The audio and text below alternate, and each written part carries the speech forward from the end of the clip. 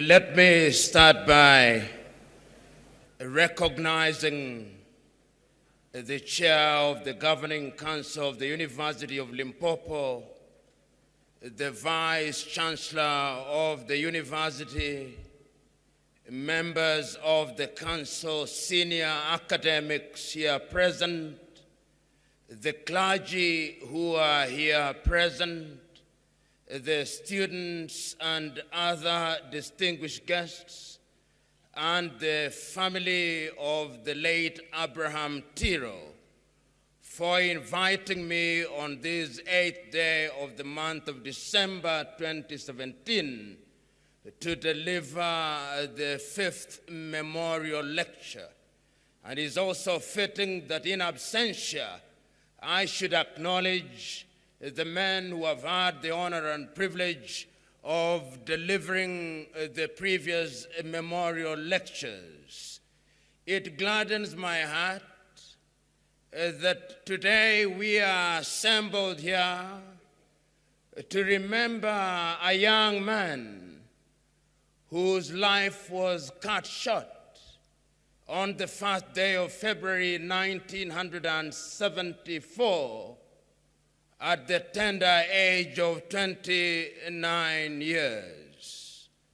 I remember in that year, 1974, I was age 12, and I was a Standard 7 student, and in the month of December, I heard about Tiro for the first time.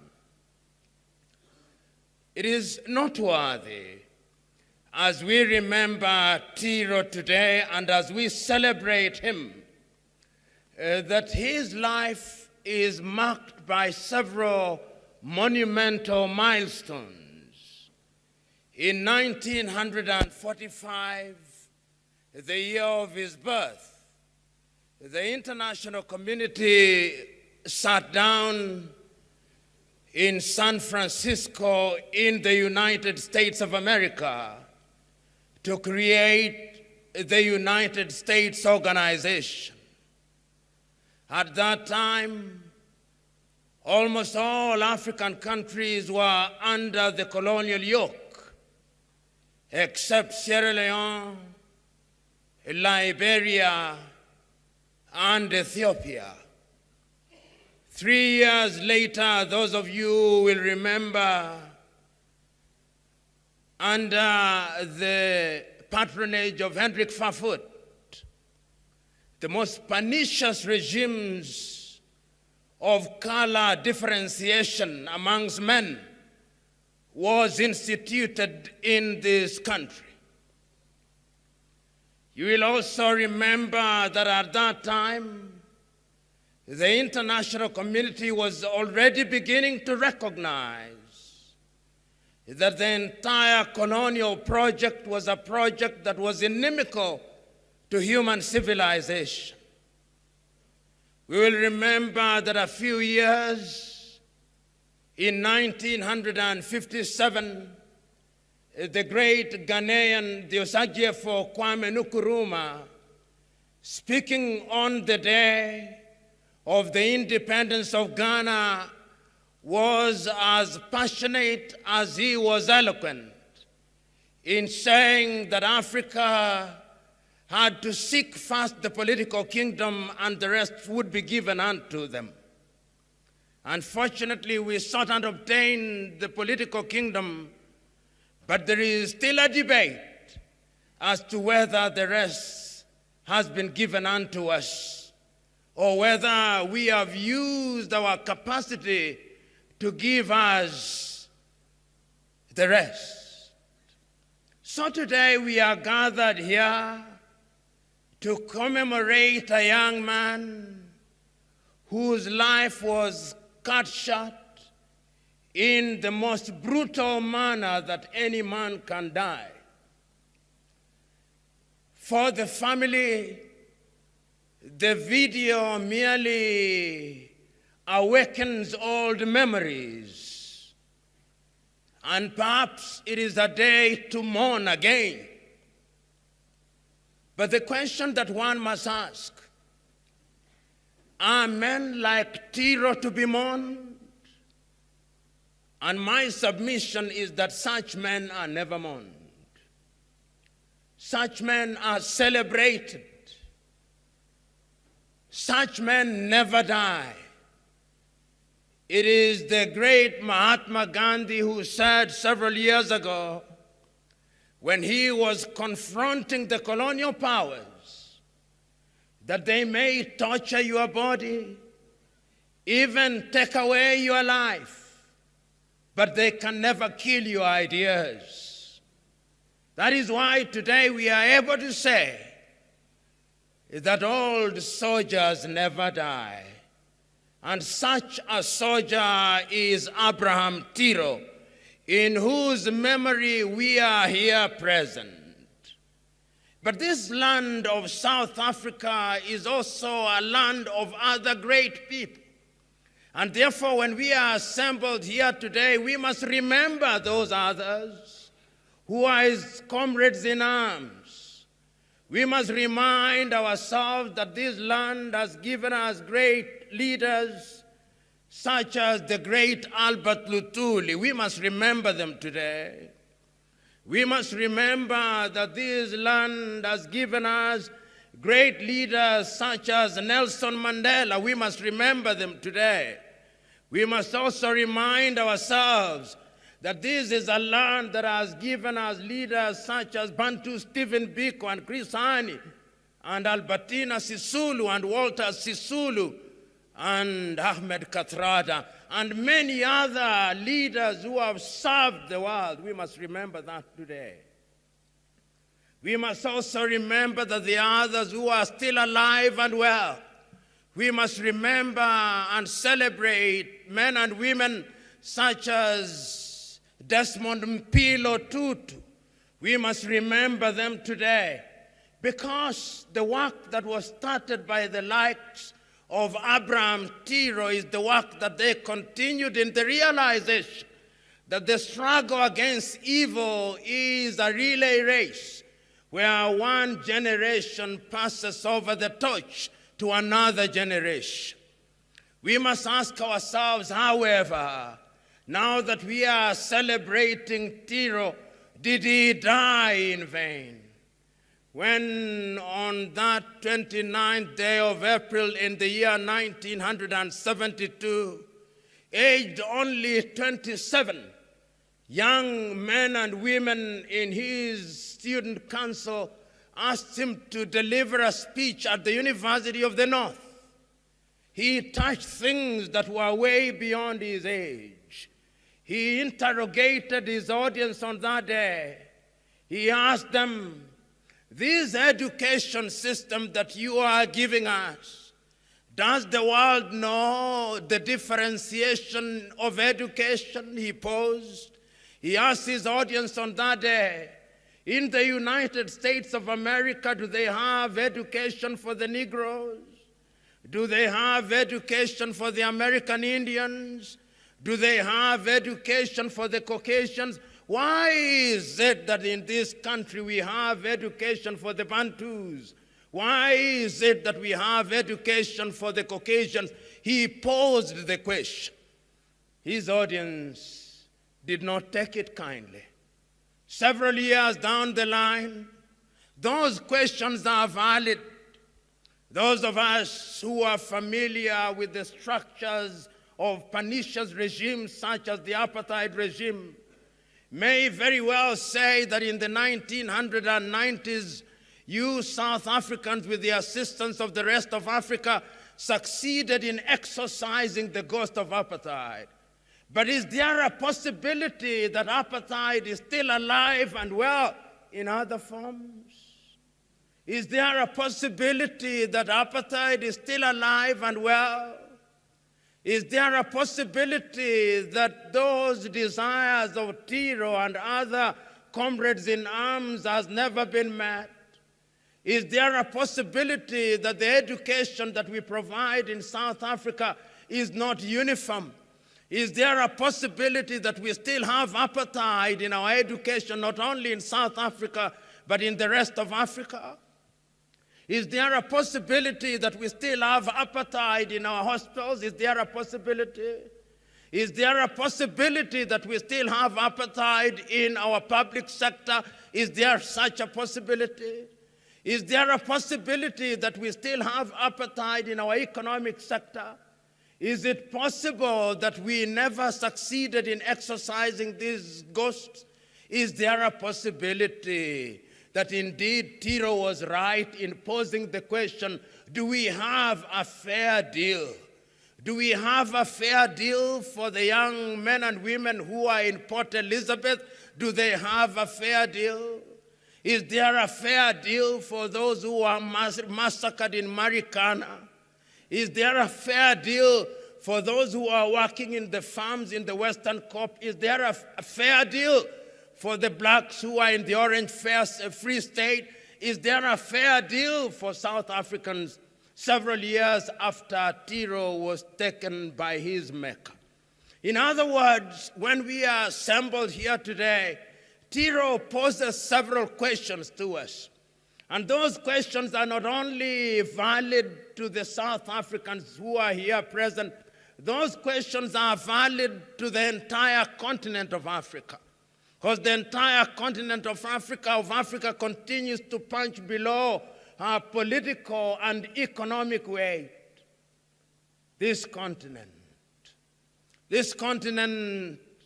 of Kwame Nkrumah, this continent of Julius Kambarage Nyerere, this continent of Patrice Emery Lumumba, this continent of Modibo Keita of Mali, this continent of Albertina Sisulu, this continent still knows pain.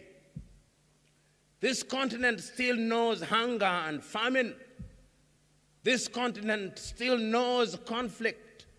This continent still knows discrimination. This continent still knows underdevelopment. This continent is not at ease. And if you want to know that this continent is not at ease, you only have to look at each one of the African countries and pose the question that Tiro posed several years ago. You posed to you, South Africans, do you have a fair deal? Do the men and women who are working in your factories, are they treated fairly? We know you have made some strides, but is that the best you can do? Tiro would ask, do you have a fair deal? If Tiro today were to arise and he were to go to Zimbabwe, he would ask of Robert Gabriel Mugabe, do your people have a fair deal? Tiro would ask.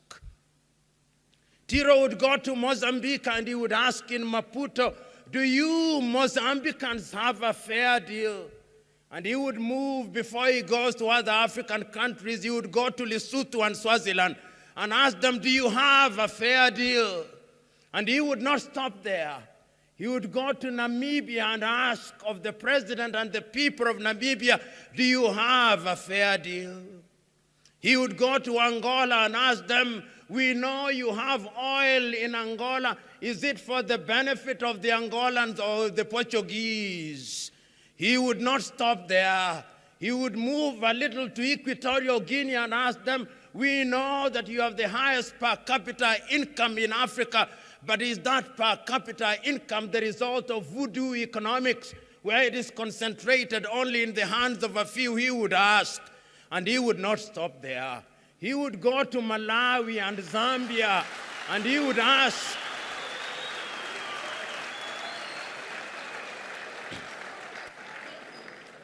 Tiro would not stop there, because on the 29th day of April, the year 1972, he asked, what is the value of education if it is not connected with the rest of Africa? He would not stop there. He would go to the Democratic Republic of Congo and ask of Joseph Kabila, you country whom God has given everything in the world, why are you presiding over a country that is the poorest country in Africa, where rape is alive and well? He would ask. And he would not stop there. Tiro would go upstairs and he would go to Tanzania and would go to Kenya and he would go to Somalia, and he would go to Ethiopia, and he would go to South Sudan, and he would go to the Sudan, and to Egypt, and to Libya, and Tunisia, and Niger, and Central African Republic, and he would go to Gabon, and he would go to Benin, and to Togo, and to Guinea-Bissau, and to all the countries, and he would pose the same question. And he would not stop there. He would go to Senegal and Cote d'Ivoire and the Gambia and all the African countries and Sierra Leone and Liberia. And he would not stop there. He would go to Mali and Mauritania and Sahrawi and Morocco, and he would pose the same question.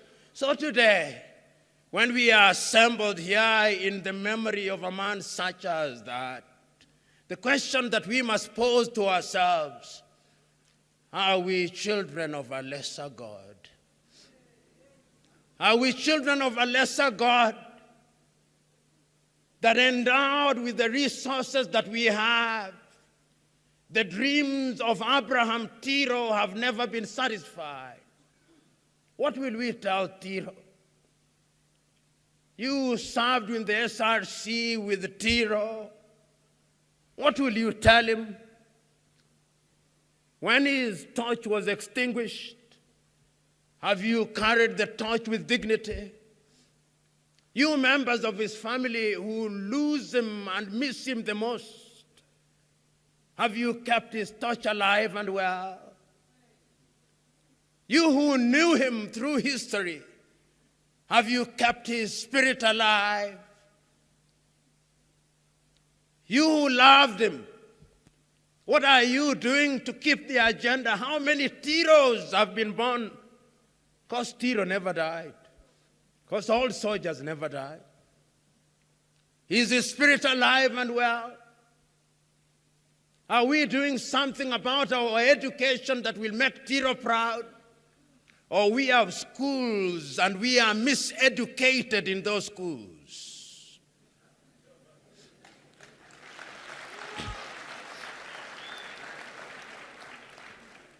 We have hostels, but are they accessible to all of us?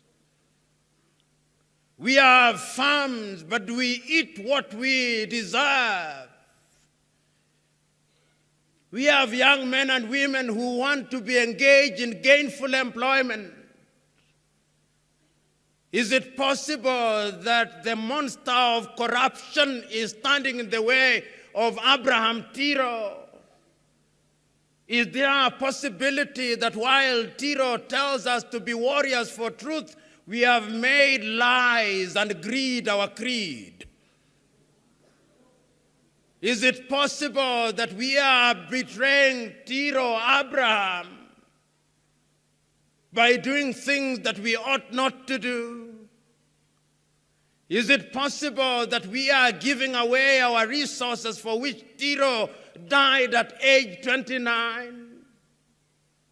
Is it possible that we are welcoming visitors in our country whose only desire is to devour us?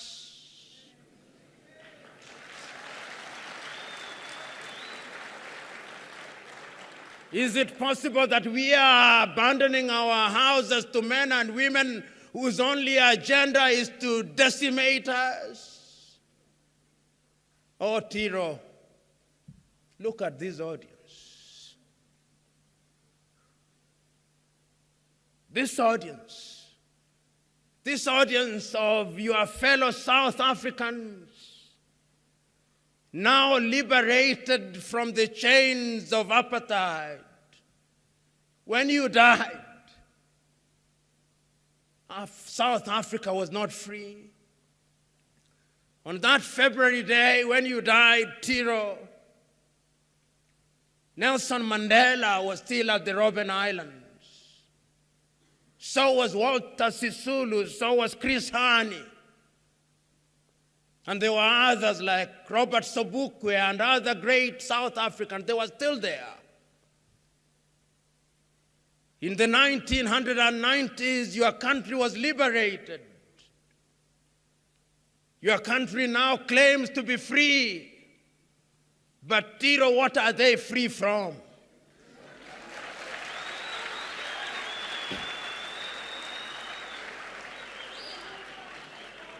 Tiro, is it possible that they are free from the chains and the yoke of apartheid, but they have been imprisoned by something else? And if it is true that they have been imprisoned by something else, what is that thing else? Is it their leaders or themselves? Is it possible, Tiro, today that we have all sinned and fallen short of the glory of both man and God, and that we are all in equal guilt? If that is true, is this not the day, therefore, that your Spirit must descend upon us? That we must see the things that as a 29-year-old you saw when elders could not see? Is it possible that you came long before your time and the gods had to call you back? But is it possible that your message is now so relevant that you must not only impact upon South Africa, but upon Africa? We are assembled here to remember you, Tiro. But remembering you, because I'm told your name means remembering. But what do you remember about Tiro? When we leave this assembly, and we have had several assemblies in memory of Tiro Abraham, are they mere annual jamborees? Or there is something beyond the jamborees? Is this another fifth jamboree to remind ourselves of Tiro? To behold via a documentary how he lived without more? Or this is a day to re-energize ourselves? I'm submitting to us that this is a day to re-energize ourselves. I'm submitting to us that if we are to give meaning to Tiro, we must interrogate our country and our continent. We must ask ourselves, what are we doing to create employment for our young men and women that they may not run away to the United States of America and Europe? We must ask ourselves that question.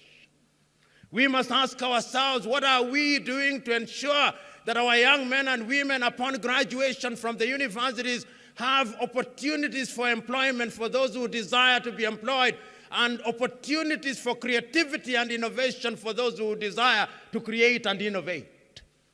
We must ask ourselves whether we are generating enough funds to ensure that when our young men and women, our old men and women are sick, they have the ability to access medical services which are world-class without paying a dime because they have worked hard for it. We must ask of ourselves whether we are producing enough food so that those who are consumers of pap and other associated foods can do so without let and hindrance. We must ask ourselves, what is the quality of housing that we are giving to our people? We must ask ourselves, what is the kind of infrastructure that we are giving to our people? We must ask ourselves whether we are giving our people the promises that we made to them in the days of apartheid regime. Tiro, the deal will be fair. Tiro, I can tell you, and we must tell ourselves, that Africa is beginning to wake up. Our duty is to ensure that Africa continues awake, because there is no shortage of individuals who are in the business of injecting Africa with anesthetic drugs that they may continue in their slumber. So, Tiro, we must welcome the Chinese in Africa, but we must stop them from raiding our resources.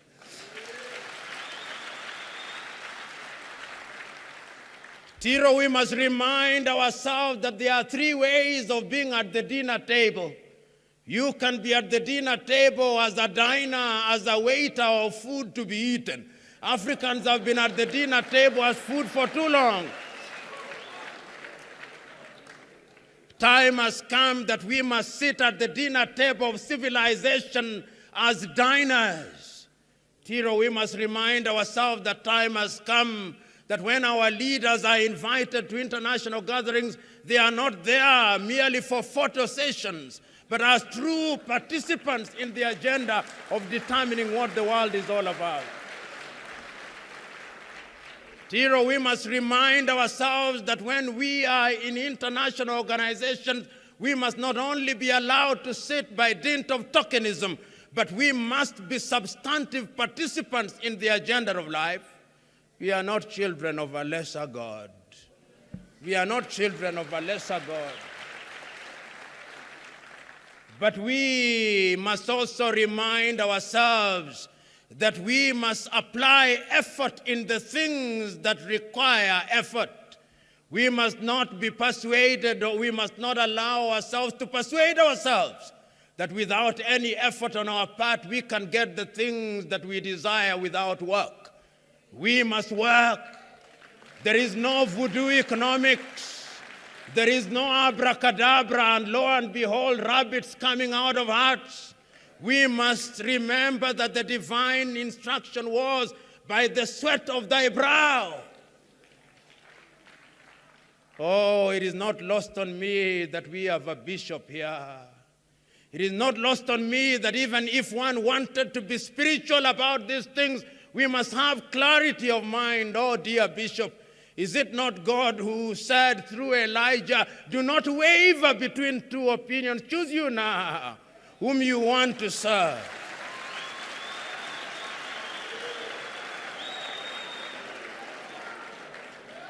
Is it not the same God who through Joshua said, choose you now whether you want to worship the God of the Amorites or the Lord God. As for me and my house, I shall serve the Lord. And I'm saying that one of the ways in which we serve God is by engaging in productive and honest labor. And I'm telling to us that our wealth does not reside in the things. I know of many people who are so poor that the only thing that they have is money and things. You and me must allow ourselves to be rich and wealthy in a different way, because the last time I checked, greed can never be satisfied. The last time I checked, those who are greedy is like consuming salty water. The more you consume, the more you thirst and the more you desire.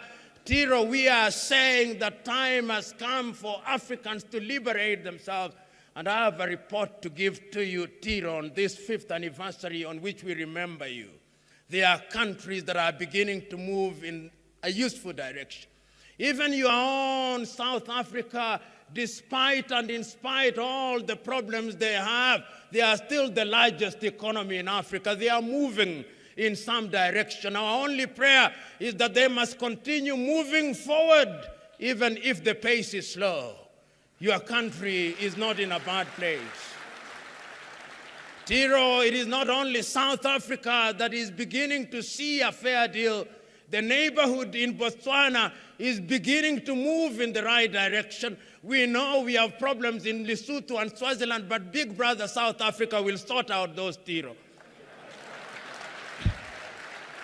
Oh, we know, Tiro, that up in the north across the border, in Zimbabwe, they have distinguished themselves as the only country without a currency, but even that we know it shall be solved.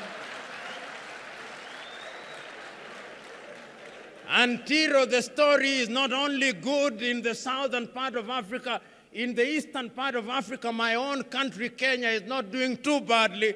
She has her own adolescent tantrums, but she'll soon settle down. And Tanzania and Ethiopia and Rwanda and Uganda are not doing badly either. In the West, Ghana and Nigeria are also doing well, reasonably well. And Cote d'Ivoire is also doing reasonably well. Sudan has a problem, and Central African Republic, but we are asking the African Union to wake up. And we are the ones who will wake her up, because she's been a sleeping dog for too long. And it is your spirit that will make her wake up.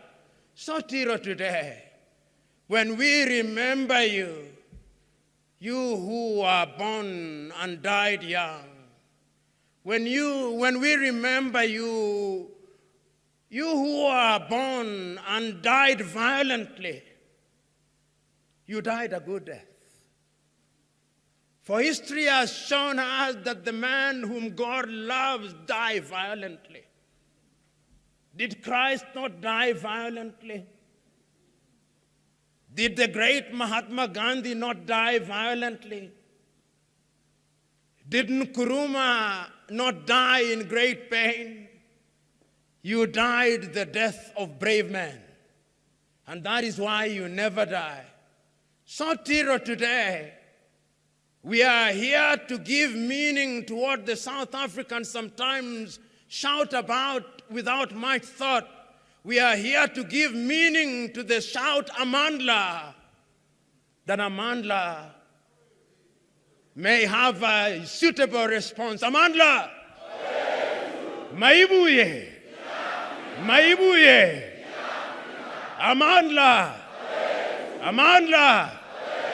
Tiro is an old soldier who will never die. Amandla! Maibuye! Thank you.